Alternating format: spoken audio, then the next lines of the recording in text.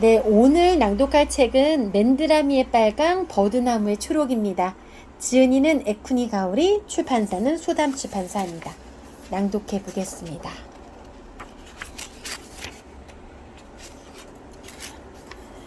내가 놀란 이유는 부모님이 이혼할지도 모른다는 것 때문이 아니다. 두 분의 이혼 소동이야 이미 100번은 되지 싶다. 그런 일 때문이 아니라 엄마가 내게 한 이야기, 다시 말해 엄마의 병이 그렇게까지 깊어졌다는데 난 놀랐다. 수학이 넘어 엄마는 몹시 들떠 있었다. 이혼한데도 위자료 따윈 필요 없어. 너도 알다시피 난 좋은 아내가 아니었잖니. 바보 같은 소리 말라고 나는 말했다. 위자료 한 푼 없이 어떻게 살아가려고. 도대체 일흔이 다 된 노부부가 이혼이라니. 남들 보기 민망하다. 쿡쿡쿡 소리를 내며 엄마는 웃었다. 그 사람이랑 살 거야? 그 사람? 요즘 매일 밤 전화해 주잖니. 나한테 푹 빠졌나 봐. 그렇게 말하고 엄마는 다시 한번 쿡쿡쿠 하고 웃었다. 엄마, 괜찮은 거야? 괜찮고 말고. 건조한 목소리로 엄마는 말했다. 커피를 내리며 남편에게 이야기하자 남편이 신문을 펼친 채 물었다.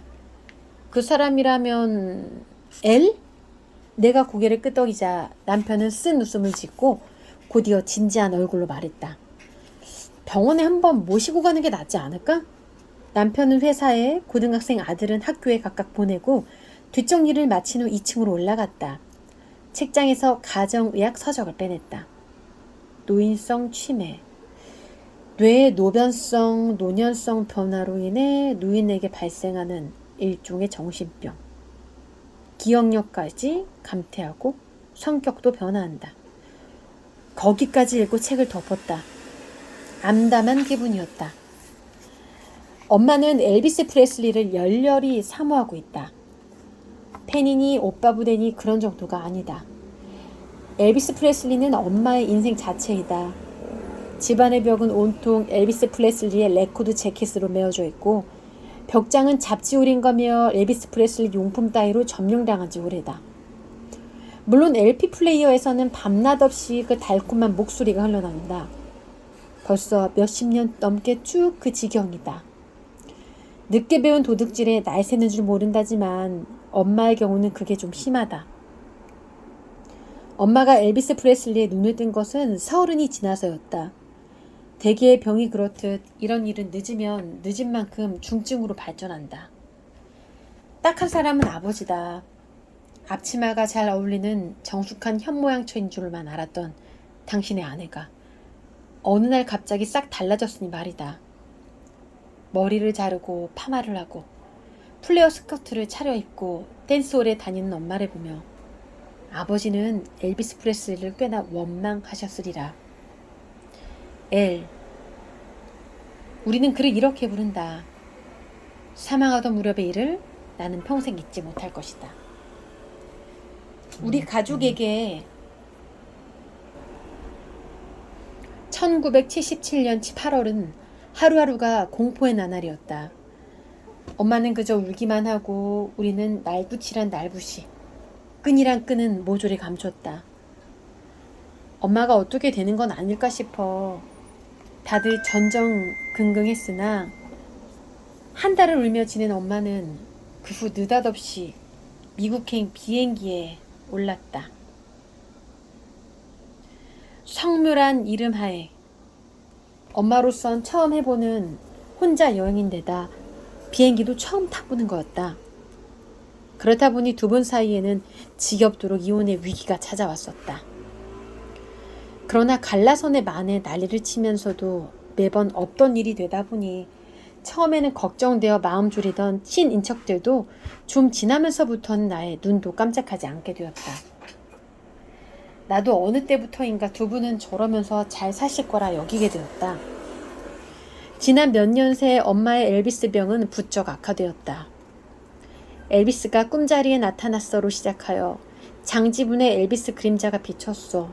자고 있노라면 엘비스가 내 머리를 쓰다듬어 줘 라는 따위의 터무니없는 이야기를 진지한 얼굴로 말했다.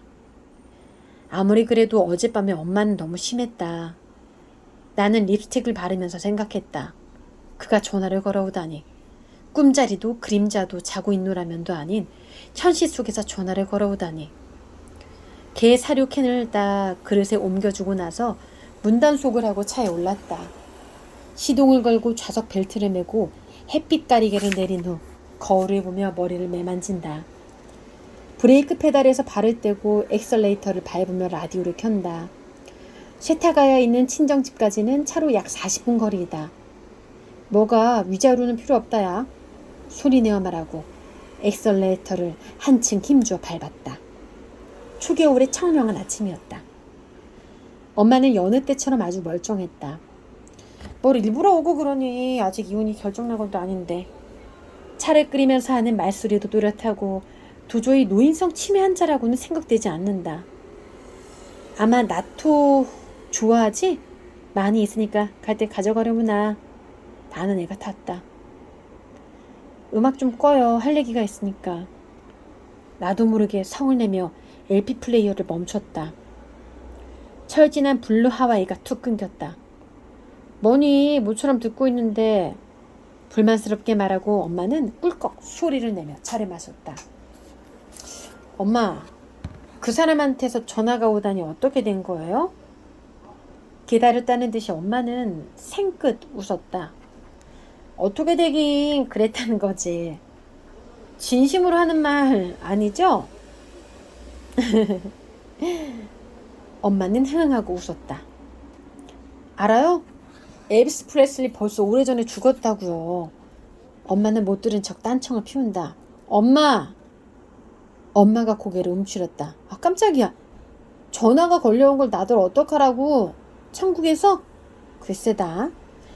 눈길을 피하며 엄마는 아마 나토를 한 입 가득 넣었다. 엄마 말에 의하면 전화는 매일 밤 12시 정각에 걸려온단다. 엄마가 전화를 받으면 엘은 우선 사랑의 언어를 속삭인다고. 일본어로 엄마가 고개를 끄덕인다. 공부했겠지, 날 위해서. 나는 기가 막혀 할 말을 잃는다. 그뿐만이 아니다. 사랑의 언어를 속삭이고 나서 엘은 어김없이 노래를 부른단다. 일본어로? 영어야. Love me tender. 엄마는 황홀한 듯 예의 명곡을 흥얼거렸다. Love me tender, love me true.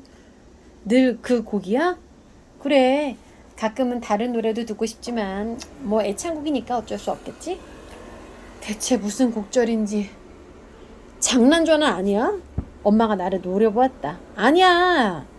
단호하게 말하고 작은 목소리로 넌 몰라 하고 덧붙였다. 수화기를 타고 전해져. 엄마는 역설한다. 수화기를 타고 내 손이랑 귀에 그의 사랑이. 나는 숨을 내쉬었다. 아버지는? 엄마는 갑자기 머쓱해진 목소리로 말했다. 슬롯 머신 가게에 가 있겠지. 아버지가 들어오시길 기다렸다가 우리는 오랜만에 셋이서 점심을 먹었다. 천천히 있다 가거라. 아버지가 느긋하게 말했다. 그러지도 못해요. 놀라운 게 아니라서. 수선 피울 거 없어. 어제 오늘 시작된 일도 아니고. 양아가 든 죽을 후루룩거리며 아버지가 말했다. 의사한테 상담해봐요. 엄마가 레코드를 뒤집으러 간 틈을 타 나는 작은 목소리로 말해보았다. 그러나 아버지는 힘없이 웃으며 고개를 흔들었다. 나쁠 것 없잖냐. 전화로 혼자 노는 정도야. LP 플레이어에서 GI 블루스가 흘러나온다. 정말이지. 나는 밥을 입안에 밀어넣고 아버지의 대범한 옆 얼굴을 못마땅한 마음으로 바라보았다. 아버지는 도저히 문제의 심각성을 깨닫지 못한다. 늘 이런 식이다. 이게 다 아버지가 너무 물러 터진 탓이다. 오늘 밤 12시까지 기다려볼래? 느닷없이 엄마가 말했다. 그러면 그 사람 목소리 들려줄게. 자신만만한 말투였다. 전화가 걸려오지 않으면 엄마도 정신을 차릴지 모르겠다는 생각이 들었다. 혼자 하는 전화놀이라니 건전하지 못하다. 어찌됐든 엄마를 현실 세계로 되돌려 놓아야 한다. 글쎄 그래 볼까? 나는 남편 직장에 전화를 걸어 좀 늦는다고 전했다. 긴 하루였다. 12시간 시각이 12시란 시각이 영원히 찾아오지 않을 것만 같았다. 아버지와 엄마, 나 세 사람은 별반 하는 일도 대화도 없이 그저 앉아서 잡지를 뒤적이고 귤을 까먹고 아마나토를 먹고 끊임없이 이어지는 백뮤직을 들었다. 결혼 전에는 늘 이 백뮤직 속에 묻혀 살았다. 아득한 나날, 엘의 콧소리, 엄마의 허밍. 저녁 식사 후 텔레비전을 보고 차례로 목욕을 마친 우리는 그때를 기다렸다. 걸려올 리가 없지 싶으면서도 나는 무척 긴장이 되어 웃음소리만 나도 심장이 덜컥 내려앉았다. 유령 따위 없다고 여기면서도 밤중에 화장실 가기가 겁나는 그런 기분과 비슷했다. 물론 전화는 오지 않았다. 우리는 12시까지 기다렸고 맨 먼저 포기한 사람은 아버지였다. 시시해, 나 먼저 잔다. 낡은 잠옷을 질질 끌다시피 하면서 아버지는 계단을 올라갔다. 이제 알겠죠? 전화 따위 엄마의 환상이라고요. 내 말에도 엄마는 차분한 기색이었다. 오늘은 무슨 일이 있나 보지. 그렇게 말하고 뭐가 그리 즐거운지 싱글싱글 웃는다. 그보다 너 얼른 돌아가야지. 신랑한테 미안하잖아. 나는 10,000번쯤 한숨을 쉬고 싶은 심정이었다. 안 그래도 갈 거예요. 자, 선물. 엄마는 찻잎이니 갓소부시니 아마나토니 온갖 것을 바리바리 싸서 종이책에 한가득 담아주셨다. 또 오너라. 나는 그 이상 엄마와 신랑이 할 기력도 없이 무거운 종이백을 안고 비슬비슬 차에 올랐다. 베이지색 시트에 기대어 눈을 감고 조그맣게 숨을 토한다. 시동을 걸고 히터와 라디오를 켰다. 큰 길에 나섰을 즈음 나도 모르게 차를 세웠다. 오독하니 밝은 공중전화 박스에서 아버지가 어딘가에 전화를 하고 계셨다. 잠옷에 점퍼를 걸친 모습으로 커다란 라디오 카스트를 안고서 나는 한동안 벌린 입을 다무지 못했다. 세상에나. 핸들을 쥔 손끝에서 힘이 빠져나간다. 농담이시겠지. 아버지는 매일 밤 저렇게 공중전화 박스 안에서 러브미 텐더를 흘려보내는 걸까? 기가 막히다 못해 괘씸한 생각마저 들었다. 뭐가 애를 사랑이람? 나는 엑셀레이터를 밟으며 천천히 전화 박스를 지나쳤다. 눈 미러 속 초라한 엘비스 프레슬리가 점점 작아진다. 뭐야 도대체. 갑자기 눈시울이 뜨거워졌다. 어서 돌아가야겠다는 생각을 했다. 빨리 돌아가서 커피라도 마시자. 그리고 노부부의 이인놀이를 남편에게 얼른 보고하자. 남편은 뭐라고 할까? 나는 키득키득 웃으면서 심야의 고슈가도를 달렸다. 남편과 아들과 애견이 기다리는 우리 집을 향해.